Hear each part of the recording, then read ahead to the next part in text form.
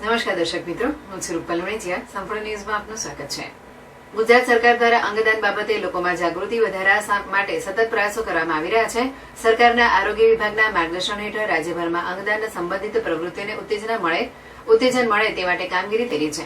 તેના હકારાત્મક પરિણામ રૂપે બનાસકાંઠા જિલ્લામાં પણ હાલ અંતરાત્માને સ્પર્શે તેવા અવસરો સર્જાઈ રહ્યા છે. બનાસ મેડિકલ કોલેજ સંચાલિત જનરલ હોસ્પિટલ પાલનપુર ખાતેથી આજ રોજ ડીસા ખાતે રહેતા બ્રેન ડેડ થયેલા 44 વર્ષીય કાંતિભાઈ ઠક્કરનું અંગદાન થતા અન્ય 3 જરૂરિયાતમંદ દર્દીઓને નવજીવન મળશે. બનાસ જનરલ હોસ્પિટલ પાલનપુર ખાતેથી આ પ્રથમ અંગદાન છે, જ્યારે જિલ્લામાં અત્યાર સુધીમાં કુલ 11 થી વધુ અંગદાન થયા છે. આજે પવિત્ર શ્રાવણ માસમાં એક પવિત્ર કાર્ય આપણી પાલનપુરની બનાસ સિવિલ હોસ્પિટલમાં થઈ રહ્યું છે. એ છે અંગદાન. ડીસાના કાંતિભાઈ ઠક્કર, જે 45 વર્ષની ઉંમર હતી, એમનું બ્રેન ડેથ થવાથી એમના પરિવારજનોએ અંગનું દાન કરવાનો નિર્ણય લીધો અને સામે 3 વ્યક્તિના જીવન બચી જશે એવો એક સરાહનીય નિર્ણય આજે પવિત્ર શ્રાવણ માસમાં લીધો છે. એ પરિવારને આપણે વંદન કરીએ છીએ. અંગદાન જનજાગૃતિ અભિયાનના પ્રણેતા માનનીય દિલીપભાઈ દેશમુખના માર્ગદર્શન થકી છેલ્લા 4 વર્ષથી અંગદાન જાગૃતિની ઝુંબેશ બનાસકાંઠાના અમે સૌ કાર્યકર્તાઓ ચલાવી રહ્યા છીએ. ત્યારે બનાસની ધરતી પર 11મું અંગદાન થયું છે અને એમાં સિવિલ હોસ્પિટલમાં પ્રથમ અંગદાન છે. જે બનાસકાંઠામાં કોઈ આવું બ્રેન ડેથ પેશન્ટ હોય તો એનું અંગદાન કરવું હોય તો અત્યારે સિવિલ હોસ્પિટલ થકી અહીંથી અંગદાન થઈ શકે છે. અને આમ બનાસકાંઠામાં છેલ્લા 2 વર્ષમાં કુલ 11 અંગદાન થયા છે. તો સામે એવી 3ના હિસાબ પ્રમાણે 35 જેટલી જિંદગી બચી ગઈ છે. આ પરિવારે આંખોનું પણ દાન કર્યું છે.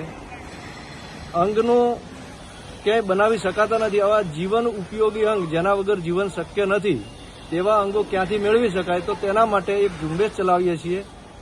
કોઈ બ્રેન ડેથ, જે પેશન્ટ બ્રેન ડેથ થાય છે એમના જીવિત અંગોનું દાન કરવાનો એમના પરિવારજનોને નિર્ણય લેવો જોઈએ અને એક આ માનવીય અભિગમ સમાજ સ્વીકારે અને બ્રેન ડેથ પેશન્ટના અંગોનું દાન કરે. એ જ. આપનું નામ? હું માનાભાઈ પટેલ, ડીસા. આજે બનાસ જનરલ હોસ્પિટલ પાલનપુર ખાતે એક દર્દી જે 5 દિવસ પહેલાં એડમિટ થયા હતા, કાંતિભાઈ ઠક્કર એમનું નામ છે અને એમની ઉંમર 44 વર્ષની છે, અપરિણિત છે અને ડીસાના વતની છે. એમનું ગઈકાલ સાંજે બ્રેન ડેડ થયેલું અને એમને કાઉન્સેલિંગ કરતા એમના સગાઓએ છે એમના અંગદાન આપવા માટેની એમને સંમતિ બતાવેલી.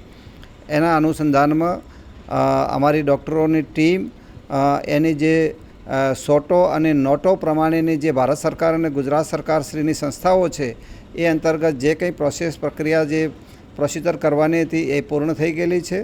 અને અમારા બનાસ ડેરીના વિઝનરી ચેરમેન, ગુજરાત વિધાનસભાના સ્પીકર અને બનાસ મેડિકલ કોલેજના આદ્ય સ્થાપક શંકરભાઈ ચૌધરી સાહેબના માર્ગદર્શન હેઠળ આખી રાત આની પ્રોસેસ પૂરી કરી અને અત્યારે અમદાવાદથી સિમ્સ હોસ્પિટલના ડૉક્ટરોની ટીમ અંગદાન લેવા માટે અહીંયા આવી ગઈ છે. અત્યારે ઓપરેશન થિયેટરમાં એની પ્રક્રિયા ચાલુ છે.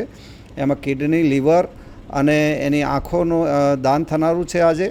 અને ગ્રીન કોરિડોર માટે પણ અહીંથી સૂચના અપાઈ ગઈ છે. અને આ અંગદાન છે એ અમદાવાદ સિમ્સ હોસ્પિટલમાં લઈ જઈ અને સરકારશ્રીના નિયમો અનુસાર જરૂરિયાતમંદને અહીંથી આપવામાં આવશે. Thank you. સભ્ય સમાજને શું સંદેશો આપવામાં આવે? સભ્ય સમાજને એક આ સંદેશો એ છે કે બ્રેન ડેડ થયેલા દર્દીઓને જો અંગદાન કરવામાં આવે તો બીજા ઘણા માણસોની જિંદગીને બચાવી શકાય એમ છે અને એમને નવું જીવન આપી શકાય એમ છે.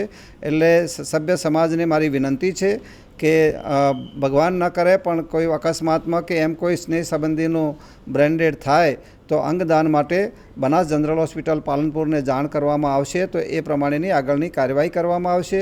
આ બનાસ જનરલ હોસ્પિટલ પાલનપુર ખાતેનું આ એક સૌથી પહેલું અંગદાનનું કામ છે અને અમારા ડૉક્ટરોની ટીમને અભિનંદન આપું છું કે એમણે સફળતાપૂર્વક અભિયાન પાર પાડ્યું છે.